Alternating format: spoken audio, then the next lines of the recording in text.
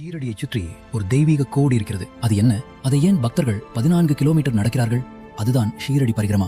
பாபா ஷீரடியில் வாழ்ந்த காலத்தில் ஊரின் எல்லையை தீர்மானித்த அந்த புனித பாதை. ஏன் செய்கிறோம்? 1910 காலரா பரவிய போது பாபா கோதுமை மாவை அரைத்து ஊரின் எல்லையில் தூவி ஷீரடியை சுற்றி ஒரு பாதுகாப்பு வளையத்தை உருவாக்கினார். எப்படி? செருப்பு இல்லாமல் 14 கிலோமீட்டர் தூரத்தை ஓம் சாய்ராம் என்ற நாமத்தோடு கடப்பதுதான் முறை. இது உங்கள் கர்ம வினைகளை எரிக்கும் பயணம். வரும் பிப்ரவரி 13ஆம் தேதி வெள்ளிக்கிழமை அதிகாலை 5 மணிக்கு கண்டோபா கோயிலிலிருந்து இந்த பயணம் தொடங்குகிறது. 14 கிலோமீட்டர் நடப்பது கடினமானதாக தோன்றலாம். தாகமும் பசியும் உங்களை தடுக்கலாம். ஆனால் அங்கேதான் சாய் மகிமை அன்னசேவா உங்கள் கரத்தை பிடிக்கிறது. நடக்கும் பக்தர்களுக்கு தேவையான குடிநீர், உடனடி ஆற்றல் தரும் தின்பண்டங்கள் மற்றும் சுவையான உபவாச உணவு, இந்த பயணத்தை நீங்கள் வெற்றிகரமாக முடிக்க தேவையான அனைத்தையும் எங்கள் குழுவினர் பாதையெங்கும் இலவசமாக வழங்கிக் கொண்டிருப்பார்கள். நாங்கள் உணவுக்காக உங்களை அழைக்கவில்லை, பாபாவின் பாதையில் எங்களோடு இணைந்து நடக்க அழைக்கிறோம்.